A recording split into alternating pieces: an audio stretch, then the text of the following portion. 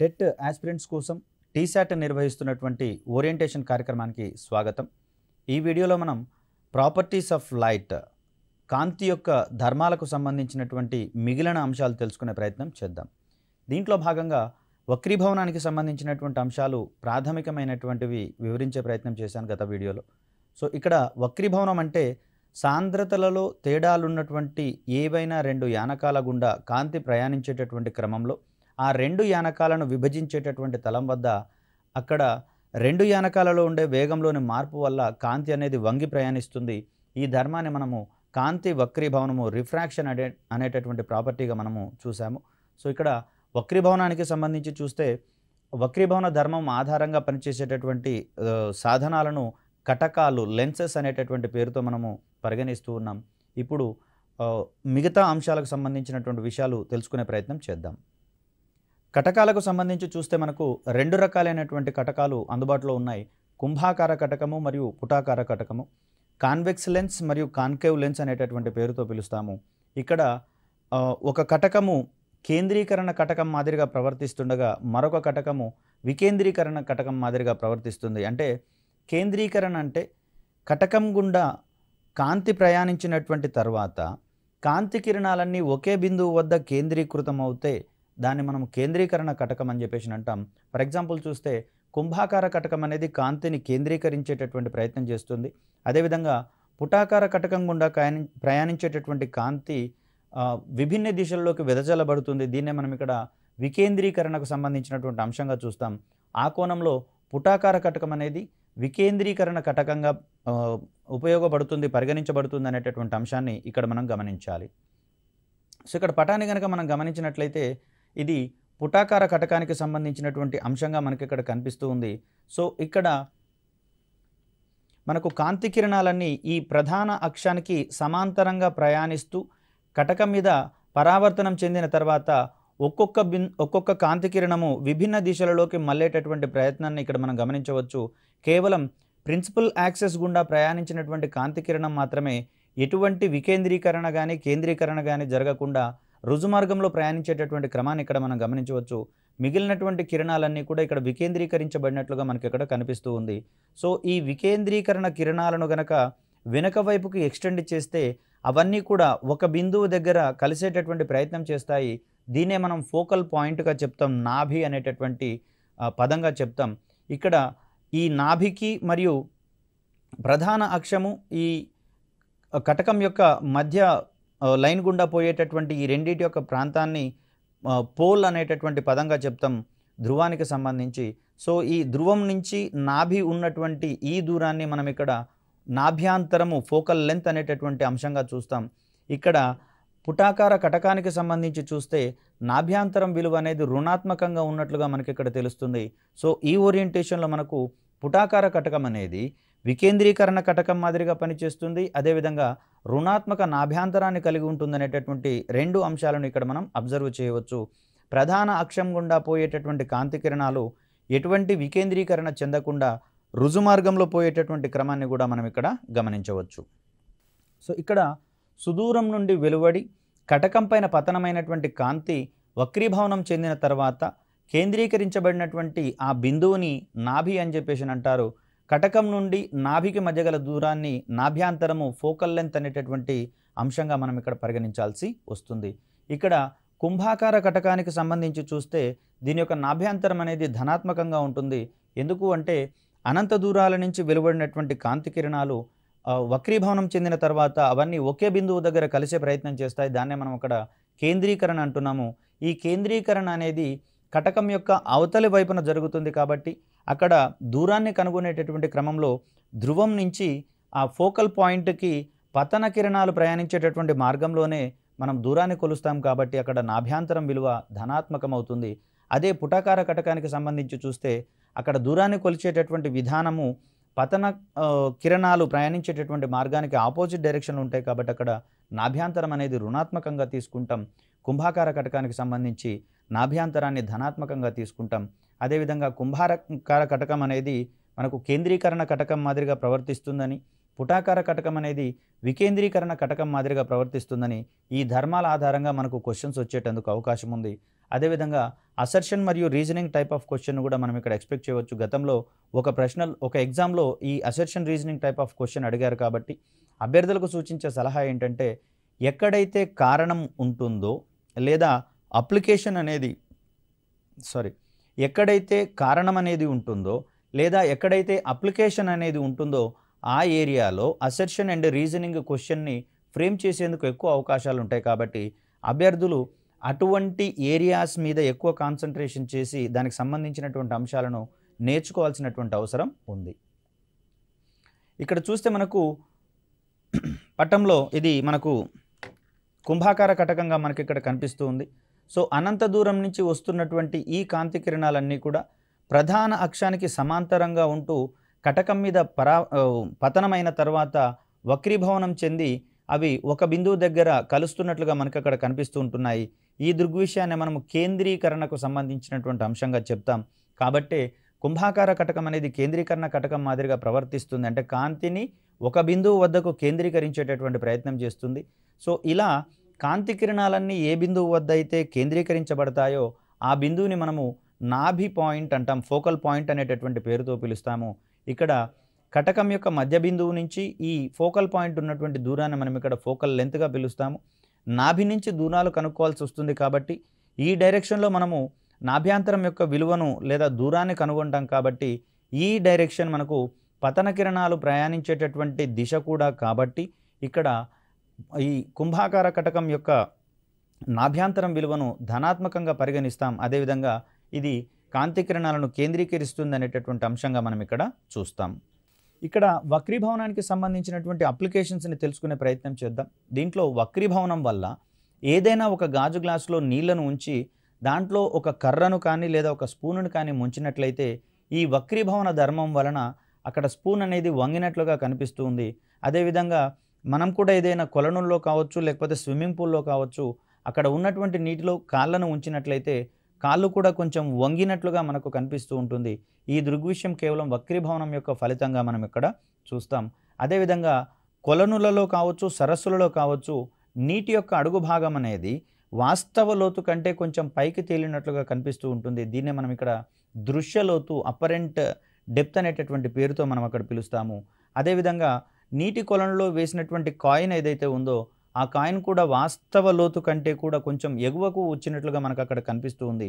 ఇది కేవలము కాంతి వక్రీభవనానికి సంబంధించినటువంటి అంశంగా మనం ఇక్కడ చూస్తాం. మరొక అంశం ఏంటంటే ఒకే వక్రీభవన గుణకం ఉన్నటువంటి గాజు మరియు అంటే నీటి యొక్క వక్రీభవన గుణకానికి సమానమైనటువంటి వక్రీభవన గుణకం కలిగినటువంటి గాజు పలకను గనక నీళ్ళలో వేస్తే అక్కడ గాజు యొక్క ఐడెంటిటీని మనం స్పష్టంగా కనుగొనలేము. అంటే అది అందులో మాయమైనట్లుగా మనం పరిగణించాల్సి వస్తుంది. దీనికి ప్రధాన కారణంగా మనము కాంతి వక్రీభవనం అనేది అక్కడ ఎక్కువగా విచలనం అనేది జరగదు. ఎందుకంటే రెండింటి యొక్క వక్రీభవన గుణకం అనేది సమానంగా ఉంటున్నాయి. కాబట్టి అక్కడ ఒకటి సరళ యానకం, ఒకటి విరళ యానకము మరియు ఇంకొకటి సాంద్రతర యానకంగా ప్రవర్తించాల్సి వస్తుంది. కానీ ఇక్కడ సాంద్రతలలో తేడాలు లేవు కాబట్టి అటువంటి ఫినామినా అనేది అక్కడ కనిపించదు. కాబట్టి నీటిలో ఆ గాజు పలక అనేది మాయమైనట్లుగా మనకు కనిపిస్తూ ఉంటుంది.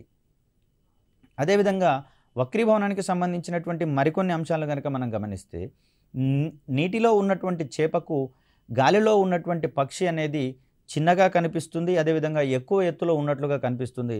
అదేవిధంగా పక్షి దృష్టితో కనుక చూసినట్లయితే నీటిలో ఉన్నటువంటి చేప పెద్దగా ఉన్నట్లుగా అదేవిధంగా ఉపరితలానికి దగ్గరగా ఉన్నట్లుగా కనిపిస్తుంది. తత్ఫలితంగా ఆ పక్షికి ఈ చేప అనేది ఆహారంగా మారిపోయేటటువంటి పరిస్థితి మనకు అక్కడ కనిపిస్తూ ఉంది. సో ఇది కాంతి యొక్క వక్రీభవనానికి సంబంధించినటువంటి ఒక దృగ్విషయంగా మనకి ఇక్కడ కనిపిస్తూ ఉంది. ఇక్కడ స్నెల్ నియమానికి సంబంధించి ఇంత క్రితం చూసాము. n1 sin θ1 = n2 sin θ2.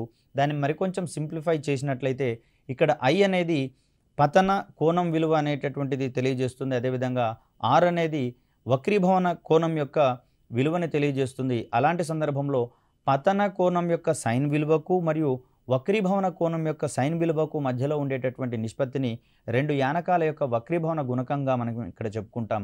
ఇక్కడ మ్యూ అనేటటువంటిది మనకు ఆ రెండు యానకాల యొక్క వక్రీభవన గుణకం కాగా ఇక్కడ I అనేది పతన కోణం విలువను మరియు అదేవిధంగా R అనేది ఇక్కడ వక్రీభవన కోణం యొక్క విలువను తెలియజేస్తుంది. సో ఆ క్రమంలో μ = sin I by sin R అనేటటువంటిది రెండు యానకాల యొక్క విలువలను పోల్చినటువంటి పరిస్థితులలో ఇక్కడ వక్రీభవన గుణకానికి సంబంధించినటువంటి అంశంగా చెప్తాం. దీనికి ప్రమాణాలు ఉండవండి, ఎందుకంటే ఇక్కడ రేషియో కాబట్టి రెండు భౌతిక రాశులకు సంబంధించి ఒకే సారూప్యత ఉన్నటువంటి భౌతిక రాశుల మధ్య నిష్పత్తి గనక ఉంటే వాటికి ప్రమాణాలు అనేవి ఎగ్జిస్ట్ కావు. కాబట్టి మనకి ఇక్కడ వక్రీభవన గుణకానికి ప్రమాణాలు ఉండవు. ఇక్కడ అత్యధిక వక్రీభవన గుణకం కలిగినటువంటి వస్తువును కనుక మనం గమనిస్తే వజ్రం అనేది ఇక్కడ మనకు కనిపిస్తుంది. దీని యొక్క వక్రీభవన గుణకం విలువ 2.42గా మనకి ఇక్కడ కనిపిస్తూ ఉంది. దీనివల్లనే వజ్రం అనేది కాంతికి ఎక్స్పోజ్ అయినట్లయితే అవి మిలమిలా మెరిసేటటువంటి స్వభావాన్ని ప్రదర్శిస్తాయి. అక్కడ వజ్రానికి ఉన్నటువంటి ఈ ధర్మం అనేది కొంత మనము సంపూర్ణాంతర పరావర్తనానికి సంబంధించినటువంటి అంశంగా మనం గతంలో నేర్చుకునే ప్రయత్నం చేశాం. కాంతికి సంబంధించినటువంటి మరొక ధర్మాన్ని మనం ఇక్కడ కాంతి విశ్లేషణము లేదా విక్షేపణం అనేటటువంటి ధర్మంగా చెప్తాం. దీన్నే మనము డిస్పర్షన్ అనేటటువంటి అంశంగా చూస్తాం. ఇక్కడ పాఠశాలల్లో, ప్రాథమిక పాఠశాలలో కావచ్చు, హై స్కూల్స్లలో కావచ్చు, ప్రేయర్ అయిపోయిన తర్వాత మొత్తం క్లాసులలోకి వెళ్ళేటటువంటి ముందు డిస్పర్స్ అనేటటువంటి అంశాన్ని చూస్తాం. సో దాని తర్వాత ఏ క్లాస్కు సంబంధించినటువంటి విద్యార్థులు ఆ క్లాస్కు వెళ్ళేటటువంటి క్రమం మనకు అక్కడ కనిపిస్తుంది. అదేవిధంగా కాంతి కొన్ని రకాలైనటువంటి పదార్థాల మీద పతనమైనటువంటి క్రమంలో దానిలో ఉన్నటువంటి రంగులు 7 రంగులుగా మారిపోయి విడిపోయేటటువంటి పరిస్థితి మనకు కనిపిస్తుంది. కాంతికి ఉండేటటువంటి ఇలా రంగులుగా విడగొట్టగలిగేటటువంటి ధర్మాన్ని మనం ఇక్కడ కాంతి విశ్లేషణము మరియు కాంతి విక్షేపణానికి సంబంధించినటువంటి అంశంగా చూస్తాం. ఇలా కాంతి పతనమైన తర్వాత రంగులుగా విడగొట్టేటటువంటి ఆ పరికరాన్ని మనము పట్టకం, ప్రిజం అనేటటువంటి పేరుతో మనం పిలుస్తాం. పట్టకం మీద పతనమైనటువంటి తెల్లటి కాంతి 7 రంగులుగా విరిపోయేటటువంటి ధర్మాన్ని ప్రదర్శిస్తూ ఉంటుంది. ఇది కాంతికి సంబంధించినటువంటి విశ్లేషణము మరియు విక్షేపణానికి సంబంధించినటువంటి ధర్మంగా మనం ఇక్కడ చెప్తాం. డిస్పర్షన్ ఆఫ్ లైట్ అనేటటువంటి ప్రాపర్టీ ఆధారంగా ఇక్కడ మనకు చూసినట్లయితే గ్లాస్ ప్రిజం అనేది మనకి ఇక్కడ కనిపిస్తూ ఉంది. సో ఇది పట్టకం యొక్క అడుగు భాగంగా మనకి ఇక్కడ కనిపిస్తూ ఉంది. సన్లైట్ దీని మీద పతనమైన తర్వాత 2 సార్లు అది వక్రీభవనం చెందినట్లుగా మనకి ఇక్కడ గమనించవచ్చు. సో ఇక్కడ వక్రీభవనం చెందిన తర్వాత ఫైనల్గా చూస్తే కాంతి మొత్తంగా 7 రంగులుగా విడగొట్టబడి ఇది అడుగు భాగం నుంచి చూస్తే రంగుల యొక్క వరుస క్రమం విబ్జిఆర్గా మనకి ఇక్కడ కనిపిస్తుంది. Violet, IndiGo, blue, green, yellow, orange and red. దీంట్లో గరిష్ట వక్రీభవనము లేదా గరిష్ట విచలనం అనేది మనకు వైలెట్ కలర్కి కనిపిస్తూ ఉండగా కనిష్ట విచలనము లేదా వక్రీభవనం అనేది మనకు ఎరుపు రంగుకు కనిపిస్తున్నటువంటి పరిస్థితి మనకి ఇక్కడ తెలుస్తోంది. కాబట్టే ఇది వాతావరణ కణాల గుండా ఎక్కువగా విచలనం చెందకుండా సుదూరాలకు ప్రయాణించేటటువంటి ధర్మాన్ని ఇక్కడ ఉన్నటువంటి రెడ్ కలర్ కలిగి ఉంటుంది. కాబట్టి దీనిని మనము డేంజర్ గుర్తుగా వాడేటటువంటి ప్రయత్నం చేస్తాము.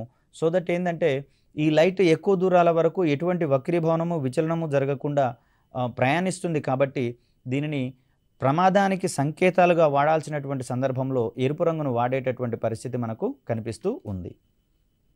సో పట్టకం యొక్క అడుగు భాగం నుంచి కనుక మనం రంగులను గమనిస్తే విబ్జిఆర్ అనేటటువంటి వరుస క్రమం మనకి ఇక్కడ కనిపిస్తుంది. అదేవిధంగా తరంగ దైర్ఘ్యాల పరంగా రంగుల యొక్క ఆరోహణ క్రమం అంటే తక్కువ తరంగ దైర్ఘ్యం నుంచి గరిష్ట తరంగ దైర్ఘ్యాలకు గనక మనం ఇక్కడ గమనిస్తే అత్యంత కనిష్టమైనటువంటి తరంగ దైర్ఘ్యం వైలెట్ కలర్కు ఉన్నట్లుగా మనకి ఇక్కడ కనిపిస్తుంది. గరిష్ట తరంగ దైర్ఘ్యం మనకు రెడ్ కలర్కు ఉన్నట్లు కనిపిస్తుంది. అదేవిధంగా తరంగ దైర్ఘ్యానికి మరియు శక్తికి విలోమ సంబంధం ఉంటుందనేది మనందరికీ తెలిసిందే. ఆ క్రమంలో చూస్తే తక్కువ తరంగ దైర్ఘ్యం ఉన్నటువంటి వైలెట్ కలర్కి గరిష్టమైనటువంటి శక్తి ఉన్నట్లుగా మనకి ఇక్కడ కనిపిస్తుంది. అదేవిధంగా గరిష్ట తరంగ దైర్ఘ్యం ఉన్నటువంటి రెడ్ కలర్కి ఇక్కడ కనిష్టమైనటువంటి శక్తి ఉన్నట్లుగా కనిపిస్తుంది. కాబట్టి శక్తిపరంగా రంగుల యొక్క ఆరోహణ క్రమాన్ని కనుక మనం ఇక్కడ గమనిస్తే red, orange, yellow, green, blue, IndiGo మరియు వైలెట్ల యొక్క వరుస క్రమాన్ని ఇక్కడ మనం చెప్తాం. అంటే విబ్జిఆర్లోని కలర్ల యొక్క వరుస క్రమాన్ని రివర్స్ చేస్తే మనకు శక్తిపరంగా వాటి యొక్క ఆరోహణ క్రమం అనేది మనకు అక్కడ రావడం జరుగుతుంది. తరంగ దైర్ఘ్యాల యొక్క ఆరోహణ క్రమము విబ్జిఆర్ కాగా దాని రివర్స్ ఆర్డర్లో శక్తి ఉంటుంది. దీనికి ప్రధానమైనటువంటి కారణం ఏంటి అంటే తరంగ దైర్ఘ్యానికి ఒక తరంగం యొక్క శక్తికి మధ్య విలోమ సంబంధం ఉన్నట్లుగా మనం ఇక్కడ ప్రకటించాల్సి వస్తుంది. రంగులకు సంబంధించి గమనిస్తే ప్రాథమిక రంగులు మరియు గౌణ రంగులు అనేటటువంటి 2 అంశాలను ఇక్కడ మనం చూస్తాం. Primary colours and secondary colours. ఇక్కడ ప్రైమరీ కలర్స్గా మనము నీలము, ఆకుపచ్చ మరియు ఎరుపు రంగులను వాడాల్సి ఉంటుంది. బ్లూ, గ్రీన్ మరియు రెడ్ అనేటటువంటివి ఇవి 3 కూడా ప్రైమరీ కలర్స్గా మనం వినియోగిస్తూ ఉంటాం. ఈ కలర్స్ని సరైనటువంటి నిష్పత్తిలో కలపడం ద్వారా మరిన్ని విభిన్నమైనటువంటి రంగులను ఉత్పత్తి చేయవచ్చు. అలా ఏర్పాటు చేసినటువంటి రంగులను మనం ఇక్కడ సెకండరీ రంగులు లేదా గౌణ రంగులుగా మనం పిలిచే ప్రయత్నం చేస్తాం. సో ఈ క్రమంలో చూస్తే ఎరుపు మరియు ఆకుపచ్చ రెండింటినీ కలిపితే మనకు పసుపు పచ్చ రంగు అనేది వస్తుంది.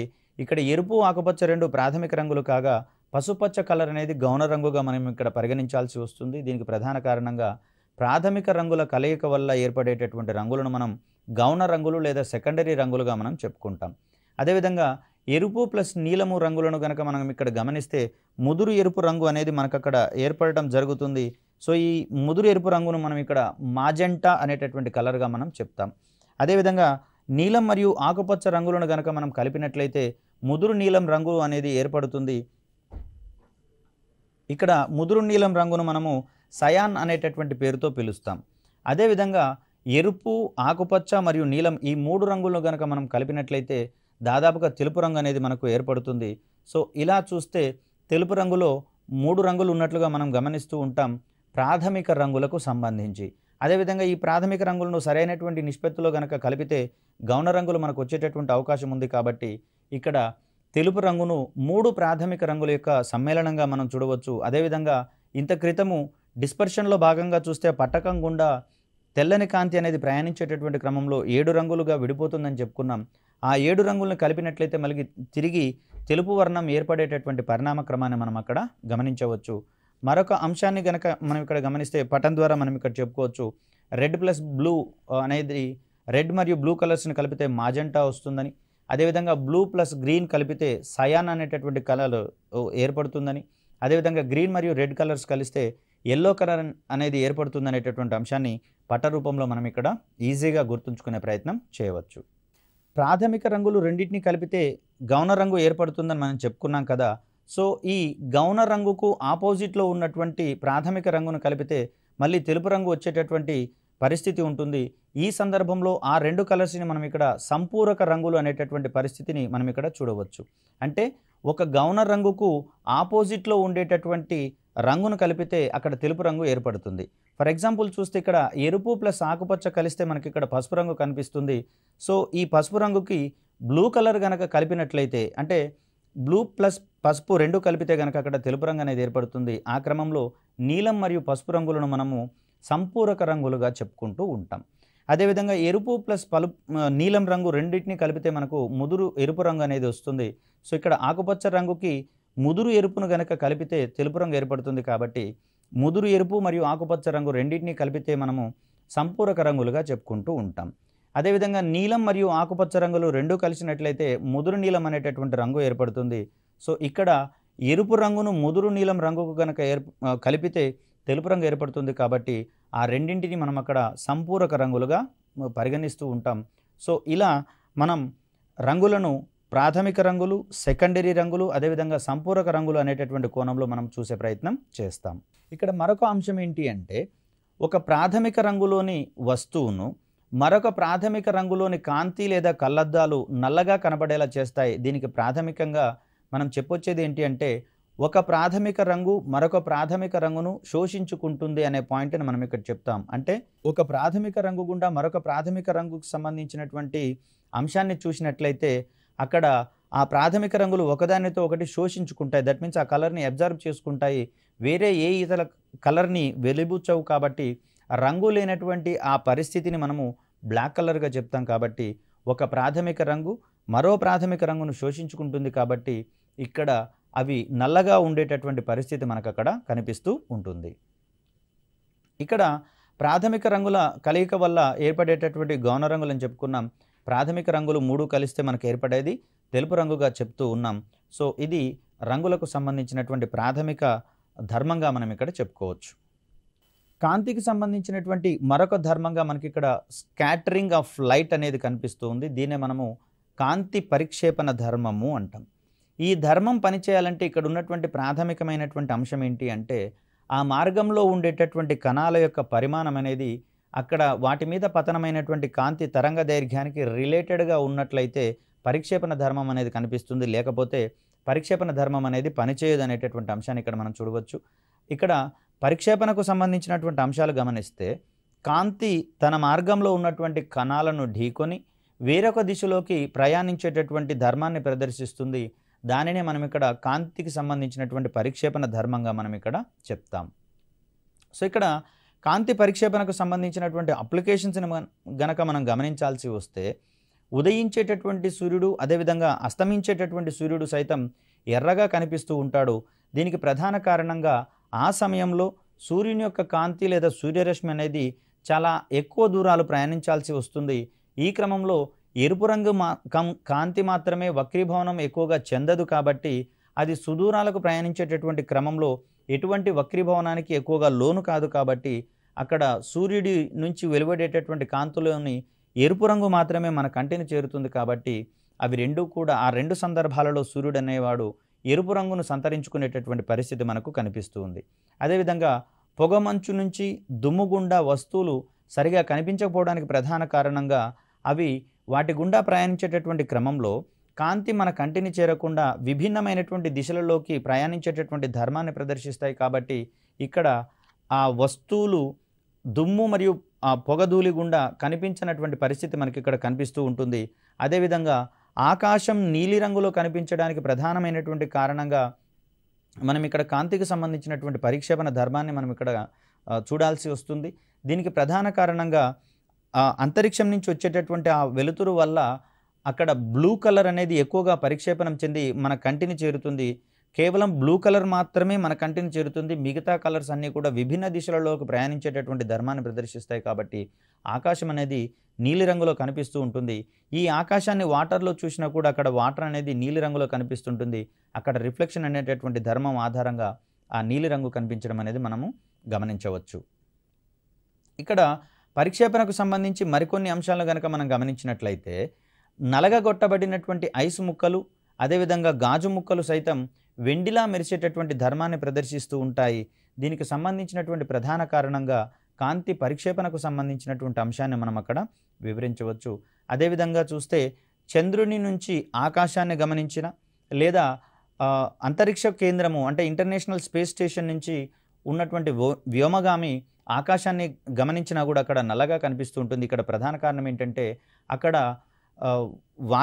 వాతావరణం అనేది లేదు కాబట్టి వాతావరణ కరణాల గుండా కాంతి ప్రయాణించేటటువంటి ధర్మం అక్కడ పనిచేయదు. కాబట్టి ఇక్కడ ఆకాశం అనేది నల్ల రంగులో కనిపిస్తుంది కాంతి పరిక్షేపణ జరగకపోవడం వల్ల అనేటటువంటిది ఇక్కడ మనం ప్రధానమైనటువంటి కారణంగా చెప్తాం. ఇంత క్రితము ఇంద్రధనుసుకు సంబంధించినటువంటి అంశాలు వివరించుకునే ప్రయత్నం చేశాము. ఇక్కడ సంపూర్ణాంతర పరావర్తన ధర్మం వల్ల ఈ ఇంద్రధనుసులు ఏర్పడతాయని చెప్పేసి చెప్పుకున్నాం. ఈ కోణంలో చూస్తే విమానాలలో ప్రయాణించేటటువంటి ప్రయాణికులకు కావచ్చు అదేవిధంగా అంతరిక్షంలో ఉన్నటువంటి వ్యోమగాములకు కావచ్చు ఈ ఇంద్రధనుసు అనేది నిండుగా గుండ్రంగా కనిపించేటటువంటి క్రమం కనిపిస్తుంది. అదే భూమి మీద ఉండేటటువంటి వారికి కేవలం సగం మాత్రమే కనిపిస్తుందనే ఓరియంటేషన్ ఇక్కడ మనం అర్థం చేసుకోవాలి. కాంతికి సంబంధించినటువంటి మరొక ధర్మంగా వ్యతీకరణం చెప్తాం. ఇంటర్ఫీరెన్స్ అంటాం దీన్ని, ఇంటర్ఫరెన్స్. ఇక్కడ కాంతి కిరణాలు ఏవైనా రెండు కాంతి కిరణాలు అధ్యారోహణం చెందినట్లయితే వాటి యొక్క కంపన పరిమితి అదేవిధంగా తరంగ దైర్ఘ్యం మారేటటువంటి స్వభావాన్ని ప్రదర్శిస్తుంది. దీన్నే మనం కాంతికి సంబంధించినటువంటి వ్యతీకరణ ధర్మంగా మనం ఇక్కడ చెప్తాం. సో ఈ వ్యతీకరణ ధర్మాన్ని సమాచార ప్రసారాలకు సంబంధించి కూడా మనం గమనించవచ్చు. ఏవైనా రెండు టవర్ల మధ్య ప్రాంతంలో వాటి యొక్క సిగ్నల్స్ అనేవి సడన్గా అప్స్ అండ్ డౌన్స్ కావడం అనేది జరుగుతుంది. సో దీనికి సంబంధించినటువంటి ధర్మంగా అక్కడ సమాచార ప్రసార సంకేతాలకు సంబంధించినటువంటి అధ్యారోహణ ధర్మం అనేది మనకి ఇక్కడ కనిపిస్తుంది. అదేవిధంగా కాంతిని ఉపయోగించి చీకటిని ఏర్పాటు చేయవచ్చు అనేటటువంటి అంశం కూడా మనకి ఇక్కడ వ్యతీకరణ ధర్మం ఆధారంగా తెలుస్తుంది. రెండు జనకాల నుంచి వెలువడేటటువంటి కాంతి తరంగాలను పరస్పరం అధ్యారోహణం చెందించినట్లయితే కొన్ని ప్రాంతాలలో చీకటి ప్రాంతాలు ఏర్పడేటటువంటి పరిస్థితి మనకు ఇక్కడ కనిపిస్తుంది. దానివల్ల కాంతిని కలిపినట్లయితే చీకటి ఏర్పడుతుందనే ఓరియంటేషన్ కూడా మనం ఇక్కడ అర్థం చేసుకోవచ్చు. ఇక్కడ కాంతి వ్యతీకరణానికి సంబంధించినటువంటి ధర్మం వల్ల నీటిపై తేలుతున్నటువంటి నూనె పొరలు కావచ్చు అదేవిధంగా సబ్బు బుడగ కావచ్చు వేర్వేరు రంగులను ప్రదర్శించేటటువంటి ధర్మాన్ని కలిగి ఉంటుంది. దీనికి ప్రధాన కారణంగా అక్కడ తరంగ దైర్ఘ్యంలో మార్పులు అనేవి ఏర్పడుతుంటాయి. కాబట్టి తరంగదైర్ఘ్యం మారడము అంటే నథింగ్ బట్ విభిన్నమైనటువంటి రంగులను ప్రదర్శించడమే. కాబట్టి వ్యతీకరణ ధర్మం వల్లనే నీటిపై తేలేటటువంటి ఆయిల్ కావచ్చు, సబ్బుబుడగ కావచ్చు, విభిన్నమైనటువంటి రంగులను ప్రదర్శిస్తుంది అనేటటువంటి అంశాన్ని ఇక్కడ మనం గమనించాలి. అదేవిధంగా కాంతికి ఉన్నటువంటి మరొక ధర్మంగా మనకి ఇక్కడ వివర్తనం అనేటటువంటి ధర్మం కనిపిస్తూ ఉంటుంది. సో ఇక్కడ వివర్తనం అంటే ఏంటంటే కాంతి కిరణాలు అవి ప్రయాణించేటటువంటి మార్గంలో ఏదైనా అడ్డుతలాలు గనక వచ్చినట్లయితే అవి ఆ అడ్డుతలాల యొక్క అంచుల వద్ద వంగి ప్రయాణించేటటువంటి ధర్మాన్ని ప్రదర్శిస్తూ ఉంటాయి. సో ఈ ధర్మము ధ్వని తరంగాలకు కూడా ఉన్నట్లుగా మనకు కనిపిస్తూ ఉంది. సో ధ్వని తరంగాలు కూడా వివర్తన ధర్మాన్ని ప్రదర్శిస్తాయి. ఫర్ ఎగ్జాంపుల్ చూసినట్లయితే తరగతి గదులలో క్లోజ్గా ఉన్నటువంటి పరిస్థితులలో పిల్లలు చేసేటటువంటి అల్లరి అనేది ఈ వివర్తన ధర్మం వల్లనే ప్రిన్సిపాల్ రూమ్ వరకు వినిపించేటటువంటి పరిస్థితి మనకు కనిపిస్తూ ఉంటుంది. దీనికి ప్రధాన కారణంగా రుజుమార్గంలో ప్రయాణించాల్సినటువంటి ధ్వని తరంగాలు అక్కడ కొంచెం ఓపెన్గా ఉండేటటువంటి కిటికీల దగ్గర కావచ్చు, ఆ అడ్డుతలాల వద్ద వంగి ప్రయాణిస్తూ ఉండడం వల్ల అది డైరెక్షన్ మారేటటువంటి క్రమాన్ని మనం ఇక్కడ గమనించవచ్చు. సిమిలర్ మేనర్గా ఇక్కడ మనకు కాంతి కూడా అది ప్రయాణించేటటువంటి మార్గంలో ఏవైనా అడ్డుతలాలు వచ్చినట్లయితే అడ్డుతలాల యొక్క అంచుల వద్ద వంగి ప్రయాణించేటటువంటి ధర్మాన్ని ప్రదర్శిస్తాయి. సో అందుకనే ఆకాశంలో ప్రయాణించేటటువంటి పక్షుల యొక్క నీడ కావచ్చు, ఆకాశంలో ప్రయాణిస్తున్నటువంటి విమానాల యొక్క నీడ కావచ్చు, భూమి మీద పడనటువంటి పరిస్థితి మనకు కనిపిస్తూ ఉంది. అదే అవి విమానాశ్రయంలో ఆగి ఉన్నటువంటి పరిస్థితులలోనూ లేదా చెట్ల కొమ్మల మీద పక్షులు ఆగి ఉన్నటువంటి పరిస్థితులలోనూ వాటి యొక్క నీడను మనం గమనించే ప్రయత్నం చేయవచ్చు. సో ఇక్కడ వివర్తన ధర్మం వల్ల పారదర్శకంగా ఉన్నటువంటి స్కేల్ కావచ్చు, పలుచటి క్లాత్ మరియు చున్నీ గుండా చూసినప్పుడు వస్తువుల యొక్క అంచులలో విభిన్న రంగులు వెలువడేటటువంటి అంశాన్ని మనం గమనించవచ్చు. అదేవిధంగా సీడీ మరియు డివిడీల మీద సైతం వివర్తన ధర్మం ఆధారంగా వివిధ రంగులు ఏర్పడే పరిస్థితి మనకు కనిపిస్తూ ఉంది. ఇక్కడ ధ్రువణానికి సంబంధించినటువంటి మరొక అంశం చూడాల్సి వస్తుంది. కాంతికి సంబంధించి విద్యుదయస్కాంత తరంగాలలో విద్యుత్ అంశాలు మరియు అయస్కాంత అంశాలు కూడా పరస్పరం లంబ దిశలలో ప్రయాణిస్తూ ఉంటాయి అన్ని దిశలలోనూ. సో ఇలా ఈ విద్యుత్ మరియు అయస్కాంత అంశాలను ఒకటే డైరెక్షన్లోకి వేరు చేసేటటువంటి ధర్మాన్ని మనం ఇక్కడ ధ్రువణానికి సంబంధించినటువంటి అంశంగా చూస్తాం. ధ్రువణం అనేటటువంటి దృగ్విషయం ఆధారంగా కూలింగ్ గ్లాసెస్ పనిచేస్తాయి. తద్వారా ఇక్కడ సూర్యరశ్మిలోని అల్ట్రావైలెట్ రేస్ని అవి ఫిల్టర్ చేస్తూ ఉండడం వల్ల మన కంటికి ఎటువంటి హాని కలిగించబడినటువంటి అంశాన్ని పరిశీలించవచ్చు. అదేవిధంగా 3D విధానంలో హోలోగ్రఫీని ఏర్పాటు చేయడంలో మరియు లేజర్ కిరణాలను ప్రొడ్యూస్ చేసేటటువంటి క్రమంలో కూడా ఇక్కడ ధ్రువణం అనేటటువంటి ధర్మం మనకు ఇక్కడ కనిపిస్తుంది. అదేవిధంగా పోలరాయిడ్ కెమెరాలలో పనిచేసేటటువంటి అంశంగా కూడా మనకి ఇక్కడ ధ్రువణం అనేది కనిపిస్తూ ఉంటుంది. కాంతికి సంబంధించి మరొక ముఖ్యమైనటువంటి అంశంగా మనం ఇక్కడ దృష్టి దోషాలకు సంబంధించి నేర్చుకోవాల్సి వస్తుంది. వీటిలో మనము హ్రస్వ దృష్టి అనేది దగ్గరగా ఉన్నటువంటి వస్తువులు మాత్రమే చూడగలిగేటటువంటి దృష్టి దోషము. దీనిని నివారించడానికి పుటాకార కటకాలను వాడాల్సి ఉంటుంది. అదేవిధంగా దీర్ఘదృష్టి అనేటటువంటిది మరొక దృష్టి దోషము. ఇది కేవలం దూరపు వస్తువులను మాత్రమే చూడగలిగేటటువంటి దృష్టి దోషంగా మనకి ఇక్కడ కనిపిస్తూ ఉంది. సో ఈ రకమైనటువంటి దృష్టి దోషాన్ని నివారించడానికి గాను మనము కుంభాకార కటకాలను వాడాల్సి ఉంటుంది. కుంభాకార కటకాలను వాడినట్లయితే దీర్ఘదృష్టి దోషం అనేది సవరించబడి దూరంగా ఉన్నటువంటి వస్తువులతో పాటుగా దగ్గరగా ఉన్నటువంటి వస్తువులను కూడా చూడగలిగేటటువంటి క్యాపబిలిటీ ఆయా వ్యక్తులకు లభించడం అనేది మనం చూస్తూ ఉంటాం. అదేవిధంగా మరొక దృష్టి దోషాన్ని కనుక గమనిస్తే అసమదృష్టి దోషం అనేది కనిపిస్తూ ఉంది. దీంట్లో కార్నియా లోపం వలన ఈ అసమదృష్టి అనేది ఏర్పడుతుంది. ఈ అసమదృష్టి దోషాన్ని నివారించడం కోసం స్తూపాకార కటకాలు సిలిండ్రికల్ లెన్సెస్ని మనం వాడాల్సి ఉంటుంది. అదేవిధంగా చత్వారం అనేది ఏజ్ ఫ్యాక్టర్గా కనిపించేటటువంటి ఒక దృష్టి దోషంగా కనిపిస్తుంటుంది. ఇక్కడ కన్ను అనేది వెలుతురుని తన గుండా ప్రవహింపచేసేటటువంటి క్రమంలో కంటి కటకం అనేది సర్దుబాట్లను చేసుకుంటూ ఉంటుంది. దీన్నే మనం ఇక్కడ నేత్రానుగుణ్యత అకామడేషన్ ఆఫ్ ఐ అనేటటువంటి పదంగా చెప్తాం. ఎప్పుడైతే ఈ కంటికి నేత్రానుగుణ్యత అనేది లోపిస్తుందో అప్పుడు చత్వారం అనేటటువంటిది రావడం జరుగుతుంది. సో ఈ రకమైనటువంటి దృష్టి దోషాన్ని నివారించడం కోసం ద్వినాభి కటకాలు బైఫోకల్ లెన్సెస్ని వాడాల్సి ఉంటుంది. సో తద్వారా చత్వారం అనేటటువంటి దృష్టి దోషము నివారించబడుతుంది. అదేవిధంగా మరొక అంశాన్ని కనుక మనం గమనించినట్లయితే వర్ణాంధత్వము, దీన్నే మనం కలర్ బ్లైండ్నెస్ అనేటటువంటి టెర్మినాలజీతో చెప్తాం. ఇక్కడ కంటిలో ఉన్నటువంటి రాడ్స్ మరియు శంఖులు, రాడ్స్ అండ్ కోన్స్ అనేటటువంటివి వర్ణాలను గుర్తించడంలో అత్యధికమైనటువంటి ప్రాధాన్యతను కలిగి ఉంటాయి. ఈ రాడ్స్ మరియు శంకువులలో ఉండేటటువంటి లోపం వల్ల కొంతమంది వ్యక్తులు కొన్ని పర్టికులర్ కలర్స్ని ఐడెంటిఫై చేసేటటువంటి శక్తిని కలిగి ఉండరు. ఈ రకమైనటువంటి దృష్టి దోషాన్ని మనం ఇక్కడ వర్ణాంతత్వంగా చెప్తాం. ఇది జన్యువులలో వచ్చేటటువంటి లోపం వల్ల కలిగేటటువంటి ఒక వ్యాధిగా, అసౌకర్యంగా మనం ఇక్కడ భావించాల్సి వస్తుంది. అయితే దురదృష్టవశాత్తు దీనికి సంబంధించి నివారణ మార్గం అనేది ఏదీ లేదు. వారు జీవితాంతం అలా బాధపడాల్సి వస్తుంది జన్యుపరమైనటువంటి లోపాల వలన. ఇలా చూస్తే కాంతికి సంబంధించినటువంటి ధర్మాలలో ఇవన్నీ కీలకమైనటువంటి పాత్ర పోషిస్తాయి. అదేవిధంగా అప్లికేషన్ ఓరియంటేషన్లో వీటిని మనము చదువుకొని వాటికి సంబంధించినటువంటి ఆన్సర్స్ని గుర్తించాల్సి వస్తుంది. మరొక చక్కటి వీడియోతో మిమ్మల్ని కలిసేటటువంటి ప్రయత్నం చేస్తాను. అప్పటి వరకు సెలవు. ధన్యవాదాలు.